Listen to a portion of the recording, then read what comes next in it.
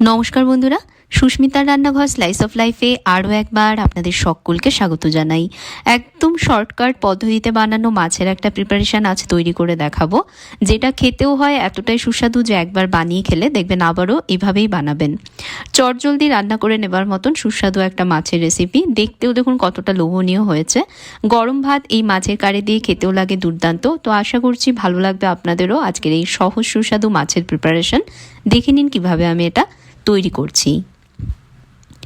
প্রথমে একটা মশলা রেডি করব, সেই জন্য একটা গ্রাইন্ডার জার নিয়ে এর মধ্যে নিয়ে নিচ্ছে 4 টুকরোয় কেটে নেওয়া মাঝারি মাপের একটা পেঁয়াজ, দুটো নিয়েছি বড় সাইজের রসুন কোয়া। খুব বেশি রসুনের প্রয়োজন নেই এই রান্নাটায়, বেশি রসুন নিলে গন্ধটা ভালো লাগবে না, 2 কোয়াই যথেষ্ট।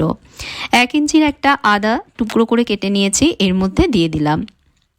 আর লাগবে ধনেপাতা, এই রান্নাটায় একটু বেশি করে ধনেপাতা নিতে হবে। আমি ডাঁটি সমেতই 1 মুঠো ধনেপাতা নিয়েছি, হাত দিয়ে ধনেপাতাগুলোকে রাফলি ছিঁড়ে নিয়ে এর মধ্যে দিয়ে দিচ্ছি।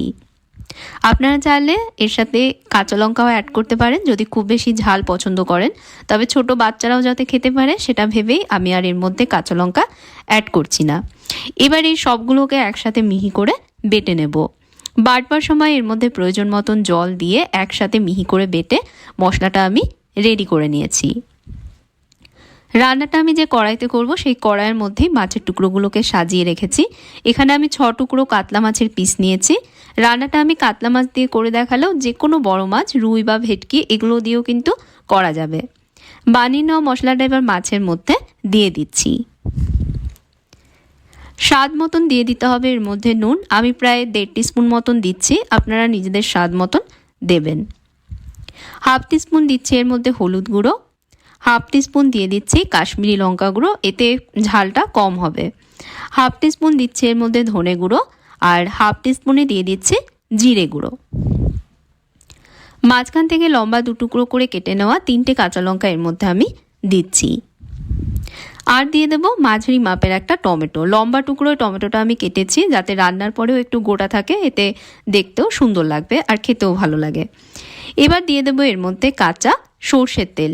এই মাছের রান্নায় কিন্তু তেলের পরিমাণটা একটু বেশি লাগবে, যাতে মাছ মশলা পুড়ে না যায় আর ঠিকভাবে মশলাটা কষে। আমি প্রায় 1/2 কাপ মতন সর্ষের তেল এর মধ্যে দিয়েছি। এবার মাছগুলোকে মশলার সাথে খুব ভালোভাবে মেখে নিতে হবে। এই স্টেপটা কিন্তু খুবই গুরুত্বপূর্ণ, মাছের গায়ে যাতে সমস্ত মশলা ভালোভাবে কোট হয়ে যায় এমনভাবে মাছগুলোকে মেখে নিতে হবে। হাত দিয়েই মাছগুলোকে আমি মশলার সাথে দেখুন খুব ভালোভাবে মেখে নিচ্ছি। খুব ভালোভাবে মাছগুলোকে দেখুন মশলার সাথে আমি মেখে নিয়েছি। এবার কড়াইটা গ্যাসে বসিয়ে দিয়ে প্রথমে হাই আছে এটাকে রান্না করব। এই সময় কড়াইতে ঢাকনা দেব না, ঢাকনা ছাড়াই 3-4 মিনিটের জন্য হাই আছে এটা রান্না করব। 3-4 মিনিট একটা সাইড রান্না করে নিয়ে মাছগুলোকে খুব সাবধানে উল্টে দেব। মাছগুলো এই সময় খুব নরম থাকবে, তাই খুব সাবধানে উল্টাতে হবে যাতে উল্টাতে গিয়ে মাছগুলো ভেঙে না যায়। মাছের এই সাইডে দেখুন হালকা বাদামি রং চলে এসেছে।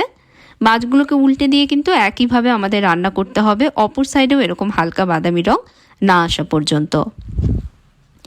এই সময় কড়াইটা ঢেকে দিয়ে গ্যাসের আঁচটা লো মিডিয়ামে করে দেব।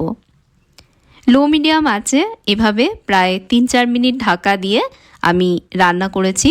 এবার আবারও মাছগুলোকে উল্টে দেব। পুরো রান্নাটাই কিন্তু এভাবে ঢাকা চাপা দিয়ে করতে হবে, আর একটু সময় পর পর মাছগুলোকে উল্টে দিতে হবে, এতে মাছের সাথে সাথে মশলাটাও দেখবেন সুন্দরভাবে কষে যাবে।